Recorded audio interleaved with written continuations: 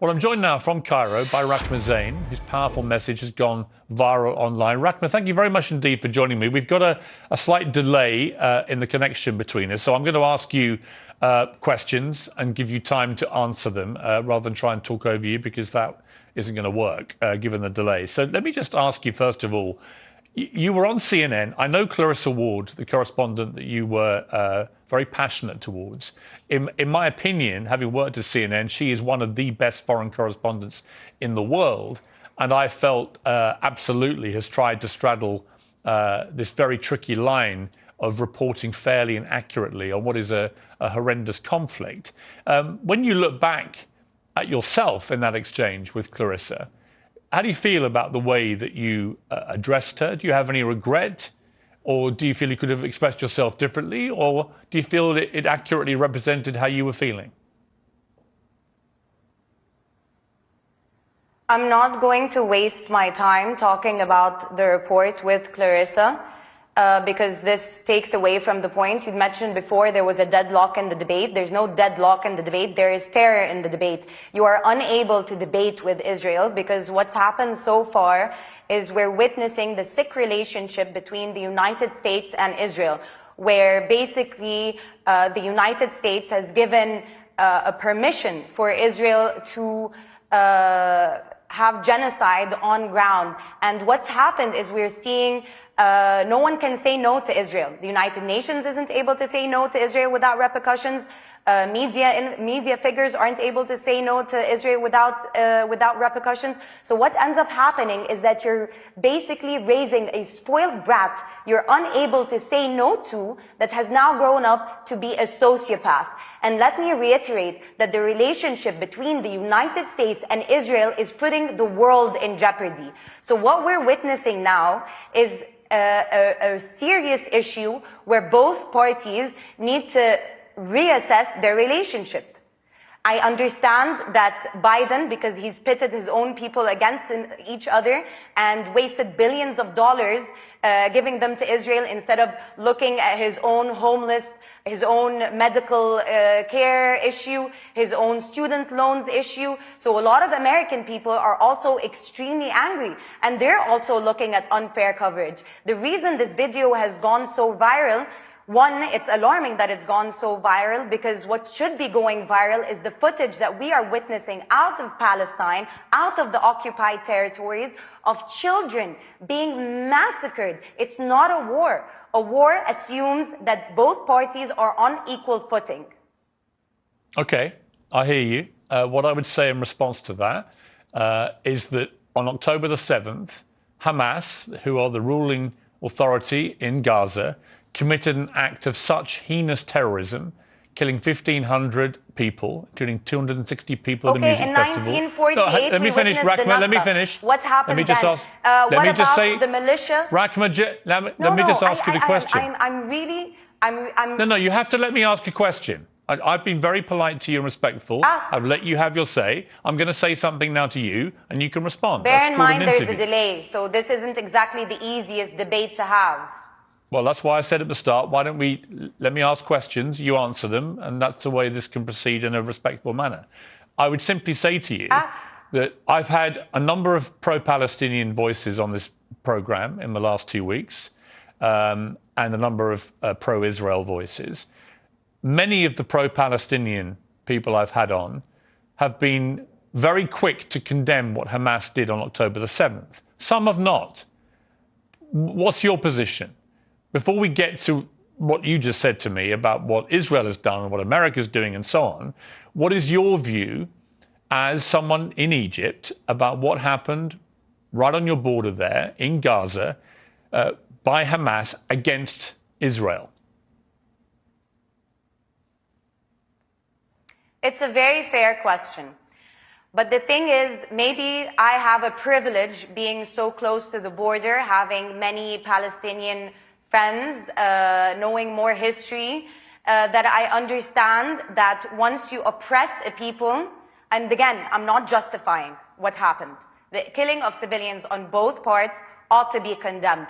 But the danger in you starting an interview asking me to condemn Hamas, then pours into Israel's blind defense of its own state, which ends up killing over 5,000 Palestinians, over 700 dead. And going back to the report that you were discussing at the beginning with the CNN reporter, the issue with that is everything is always taken out of context. And this is the issue we have with Western media. Had the journalist been there on ground with the volunteers that night, as for example I was, she would have listened to the bombardment of Israeli bombs that start from 2:30 a.m. and do not stop. She would have also witnessed the fact that we would get an okay from Israel's side. I'm not done. From Israel's side, that the supplies would go in, and then it's like they toy with your morale so that for hope from both sides is stopped. The narrative has got to change. Okay, the idea. I, for example, I don't have the PR of Israel. I don't have the money to hire the Justin Biebers of the world and have them say pray for Israel and whatnot. But what I do have is the truth. And the reason this video has gone so viral is because people felt it. People felt that it was the truth. Let me ask a question, Rahma. So my question is this. When Hamas did what they did on October the 7th, they will have known, absolutely known, that Israel's response would have been this. And it would have involved the deaths of many thousands of innocent people in Gaza as a consequence of going after Hamas. They will have known that. So my question for you, again, a difficult question. I appreciate this, given that you're right there in the middle of all this. But the difficult question is, how do regular Palestinian people feel that their ruling authority commit an act of terror so heinous, and they must have known how Israel would respond, and they must have known that many thousands of innocent Palestinians would die as a consequence of that terror attack? How do they feel about that? Are they comfortable with Hamas continuing to be the ruling authority in Gaza? Or is it actually an act of such appalling atrocity that Hamas should no longer be there? And if the answer is that Palestinian people don't want them to be there anymore, then how do you get rid of them? Unfortunately, the Palestinian people don't have the luxury of the time to think of Hamas. The voice notes we're receiving from our Palestinian brothers and sisters from under the rubble, from mothers who've lost their children, from home families that have been eradicated. The sentiment we're getting from the Palestinian people is, do they see us?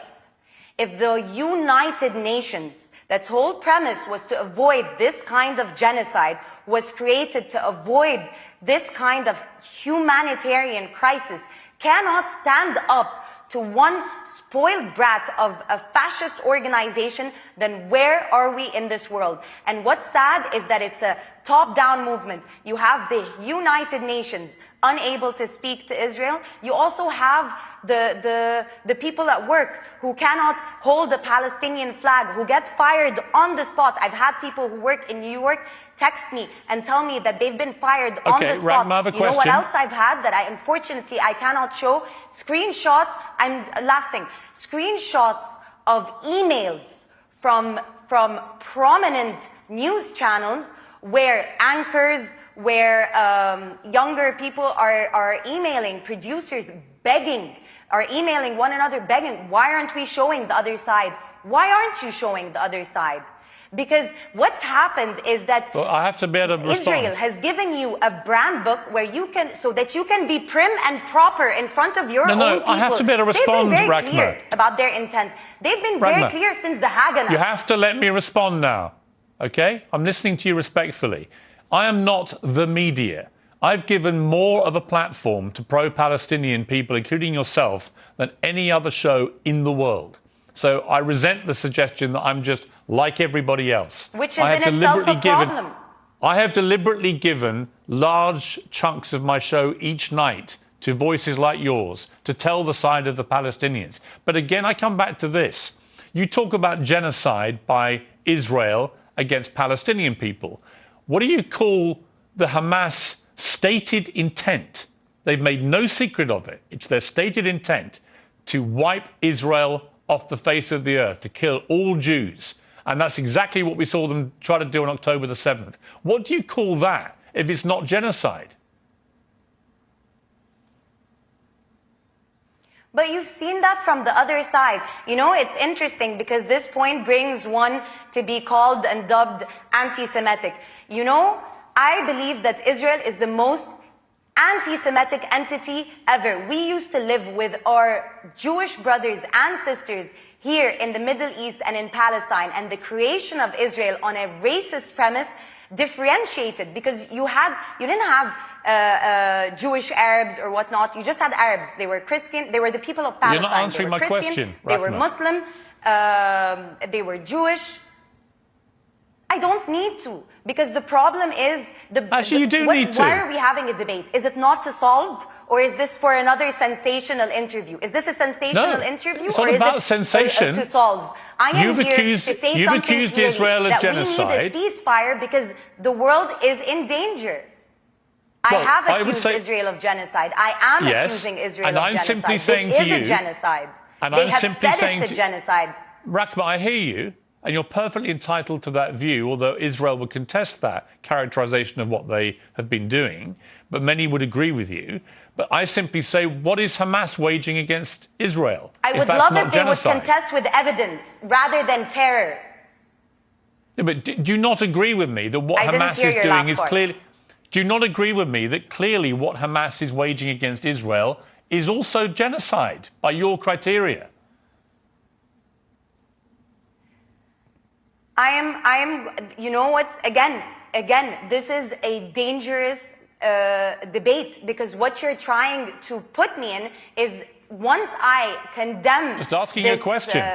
Once I condemn these people, what that then means, why is this dangerous for me? Because what that then means is that you can then answer me and tell me that Israel has the unequivocal right to defend itself, what that means is that they eradicate a people who end up being your Halloween you're costumes. wrong. No. So why not put a stop to this now? Let me clarify. They're not on equal footing. Let me clarify. Israel, like every country in the world, has an absolute right to defend itself. Right? Israel has a right to defend itself. The question now is against what? Women and children? Let me finish my point, Rahma. Look at the evidence. Let me finish my point. How many Palestinians have died? If you're not going to let me finish my point, you're not going to hear what I have to say. Israel has a right to defend itself. But the longer this war goes on, the more that people are saying to Israel, what is proportionate? How can killing many thousands of Palestinians, innocent women and children, how can that be right? If what happened on October the 7th is wrong, how can this be right? And it's a very fair point to make. But my point about all of this is you want peace, I want peace. The President of the United States and Queen Rania and others saying we've got to get to a two-state solution. To do that, you've got to have leadership which can be trusted by the other side. There is no way that Israel will ever trust any leadership involving Hamas. And I would say the same, by the way, about the Palestinian view of Benjamin Netanyahu. I don't think they trust him either. I think you need new leadership on both sides. And that's where the conundrum's going to be. How do you get to that place where it's no longer Hamas controlling Palestinians and no longer Benjamin Netanyahu in charge of the Israeli side? Excellent question. You apply international law. You apply international law. You allow the United Nations to do its job. When the Hamas situation happened, for example, it was supposed to be the Red Cross to go and negotiate. Israel is stopping all of that. On top of that, it's also terrorizing the media. On top of that, it's also terrorizing individuals. On top of that, it has money being poured in from the United States. On top of that, it has the backing of the European Union. On top of that, it has the backing of Britain that started this whole farce. So what ends up happening is who's speaking for the Palestinian people. So for a solution to happen, you need to empower the United Nations so that Israel is not making a mockery of the United Nations. How am I needing to reiterate this more and more? I am giving you a solution. Rahma, you're giving me your solution. And you're still telling me Hamas. Rahma, you've just given me... There will always be Hamas if you occupy a people. let me just finish this point. If you occupy a people, if women in labor are having to give birth at checkpoints, if you're having people imprisoned, if you're having this merciless bombardment of Palestinians, you are going to breed Hamas. It starts with the stronger party. Rahma, I've given you a long amount of time. And this today. is why the jargon is dangerous. Okay, I hear you. And I respect your right to your opinions, and I've given you the platform to air them, and I appreciate you coming on the program. Call for Thank you very much. ceasefire then. That's not my job. My job is to try and interview people at the center of this. You may not like that, but it is. But I appreciate you coming on the program. Thank you. Interviews, sure. It wasn't sensational. It wasn't. But thank you very much.